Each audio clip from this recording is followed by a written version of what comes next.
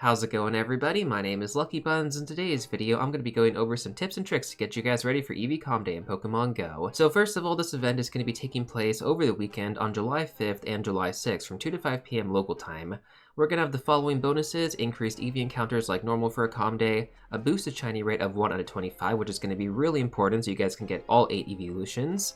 We're going to have 3-hour lure modules and incense, 1/4 hatch distance as the special bonus, and then finally we're going to have 5 free Eevee from snapshots. Basically just take a picture of your buddy, back out, and the encounter is going to appear. Rinse and repeat that 4 more times. Now during this event, each Eeveelution is going to get a special moveset, including Eevee. So Eevee's going to get Last Resort, Vaporeon's going to get Scald, Jolteon is going to get Zap Cannon, Flareon's going to get Superpower, Espeon is going to get Shadow Ball, Umbreon is going to get Psychic, sadly not Last Resort, wish it was Last Resort, Leafeon is going to get Bullet Seed, Glaceon is going to get Water Pulse, and then finally Sylveon is going to get Psyshock. Now if you actually want to know how to evolve all these Eeveelutions right now, you can actually fast forward to the timestamps down below. Next up, I do want to go over the field research encounters though, which can get you more encounters with Eevee during the event. These are pretty easy quests to complete, just like catch 3 Pokemon, stuff like that. And in my opinion, this is actually a great way to get a Hundo or potentially even a Shundo, as the floor IVs are going to be 10-10-10. When it comes down to the field research encounters as well, these are all going to be at level 15, which means the Hundo CP for Eevee is going to be 459 CP. Now during the event, we're also going to be able to get special backgrounds on Eevee from the following quests: win a 5-star raid, trade a Pokemon, and then complete a party challenge. You're also going to get a timed research on the day of the event that's going to award you with a guaranteed background once completed. This is pretty easy to get done. All you have to do is just catch a Pokemon on 5 different days, so you can at least get 1 guaranteed background for Eevee. But if you're like me and you're kind of into the whole background thing, you're going to want 8 for all the different Eeveelutions.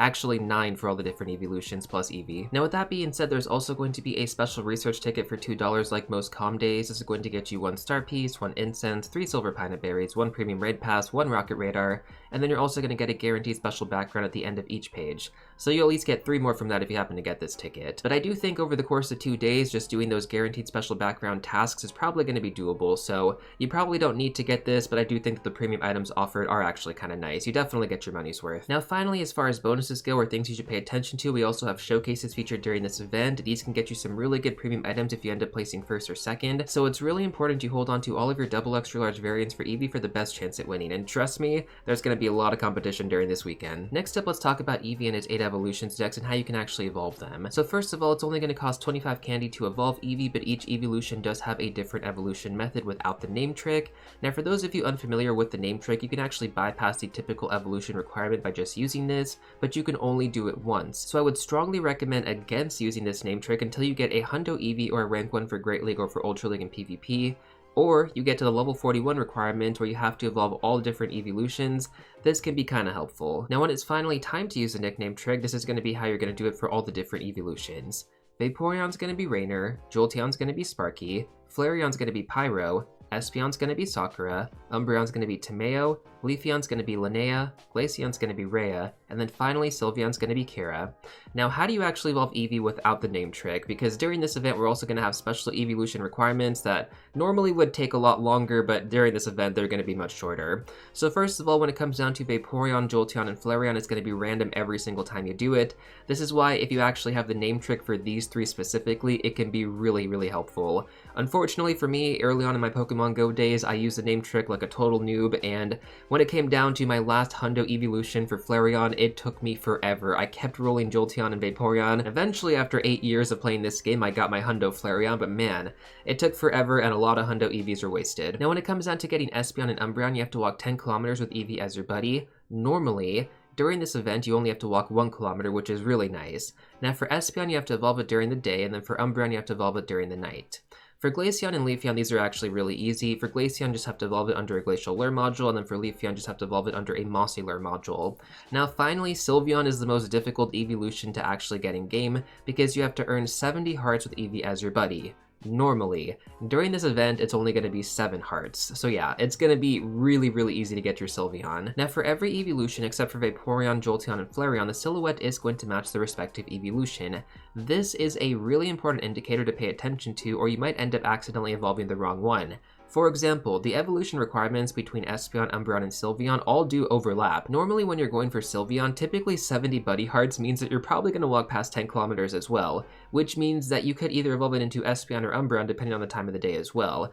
but you have to look at that silhouette. There's going to be two different options. So if you actually do the requirements for Sylveon, but it's actually showing Espeon and Umbreon, just be really, really careful. That being said though, I think during this event, you're probably not going to run into this overlap because Sylveon only requiring 7 hearts is actually pretty easy to get done. You don't even have to walk it really. Now I do also want to mention you're going to have 1 week to take advantage of these special evolution requirements for Espeon, Umbreon, and Sylveon, so I would not waste your opportunity to get those shinies or costumes evolved for your collection during this event. So you don't really have to be that proactive during the event, but after the event, just during your normal grind time, make sure to actually work on these Eeveelutions, because if you don't, trust me, those Sylveons are such a pain. Next up, let's talk about how good are these Eeveelutions. So overall, none of the Eeveelutions are actually super meta relevant, but they are actually great starter Pokemon for raids to help you start building out your raid teams. For example, Vaporeon can be used as a budget water type attacker, Jolteon as a budget electric, Flareon as a budget fire, Espeon as a actually decent budget psychic type attacker, Umbreon, you don't actually want to use that one, Leafeon you can use as a budget grass type, Glaceon budget ice type, and then finally Sylveon as a budget fairy type,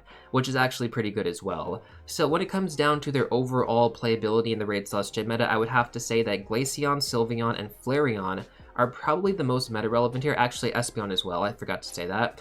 And, you know, when it comes down to the other ones, yeah, they're decent to have, but there's so many better options in those typing categories, so honestly, there's a good chance you have something that's better than it. Now, my top recommendation for new and returning players would be to catch and evolve high-level Eevee and then evolve them into their respective evolutions, depending on what you're lacking. Then you can just replace those attackers in the future once you get access to better Pokemon. Now, when it comes down to PvP, there's only going to be 2 Eeveelutions to pay attention to. That's going to be Umbreon and Sylveon. Umbreon's going to be good in the Great League and the Ultra League, and then Sylveon's going to be good in the Ultra League and then the Master League Premier Cup. Now, when it comes down to Umbreon for the Open Ultra League, you do actually want to have the Hundos. Just make sure to remember that. Now, like I mentioned earlier as well, Umbreon isn't going to get access to Last Resort, which is pretty important to run it in the Open Great League or the Open Ultra League, so you will have to use an Elite Team if you do want to use this, and therefore, I would probably just, you know, pick up some good IV spreads and then save them for the future, and that way, if we do eventually get the ability to evolve our Umbreon and then get Last Resort, you can actually do it then. Or you could actually evolve some Eevee right now, keep it with Psychic in case that ever becomes meta relevant again, and then you'll be good to go, and then keep some extra ones for Umbreon if we ever get the ability to evolve it to get Last Resort during a certain event. You never really know in Pokemon Go, so it's always good to be prepared. Now on that note as well, I do also want to go over the Hundo Eevee priorities if you are lucky enough to get one during this event, or even, dare I say, a Shundo Eevee priority. So the top 3 picks that I think you can go with, whether you get the Hundo or the Shundo, is Umbreon for number 1, Sylveon for number 2, and then Glaceon for number 3. Following that, you can go with Espeon. I think that's going to be a great Shundo or even a Hundo to have. Really depends. I would say after Espeon, just kind of go for the random Eeveelution with Flareon, Jolteon, and Vaporeon. And then Leafeon's kind of at the bottom here because in terms of grass types, it's not all that good. And then also in terms of shinies, man, it is pretty underwhelming. Now, personally speaking, during the last Eevee Community Day Classic that we had, I was lucky enough to get 2 Shundos during that event. Still don't know how that happened, but I guess being a 2-day event, that sure helps. So I evolved mine into Umbreon, and then I kept 1 as an Eevee. If I actually am lucky enough to get another Shundo during this weekend, I'm probably going to go with Glaceon. If I happen to get 2 Shundos during this event, which would be super crazy, but hey, it's Eevee Community Day weekend, crazy stuff happens, I'll probably do Glaceon and Espeon. Dare I say if I happen to get 3 Shundos, which that certainly isn't going to happen, I don't even think 2 Shundos is going to happen. I'm not even saying 1 Shundo is going to happen, but if 3 does happen, I will roll the dice on Flareon, Jolteon, and Vaporeon, and hopefully I roll Vaporeon. At the end of the day, guys, it is a 2-day event. The chances of getting a Shundo are much higher during this weekend compared to any other. Now, finally, let's wrap things up with some event tips and tricks. So first of all, the main special bonus for this event is going to be 1/4 hatch distance.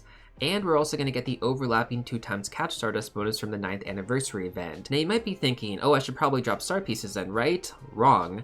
So we're actually going to have a 4x catch Stardust event coming to Pokemon Go on July 8th. That is going to last until the 13th. You will want to save all of your star pieces, if you're limited on them, for that event. I cannot stress this enough. Do not fall for this event where we have the 2x catch Stardust bonus. Just catch everything like you normally would. Take advantage of the Stardust gains, but do not use a star piece unless you are swimming in them. Save all of your star pieces and lucky eggs for that event on the 8th. Now in terms of incubators, I would honestly just stick with your free incubator and then focus on 10Ks and 12Ks if you do have them. That'd be the best way to really take advantage of this bonus. I wouldn't really go incubator crazy because there's nothing really good in the egg pool right now. But what I would focus on instead of incubators is pineapple berries on every single Eevee that you encounter.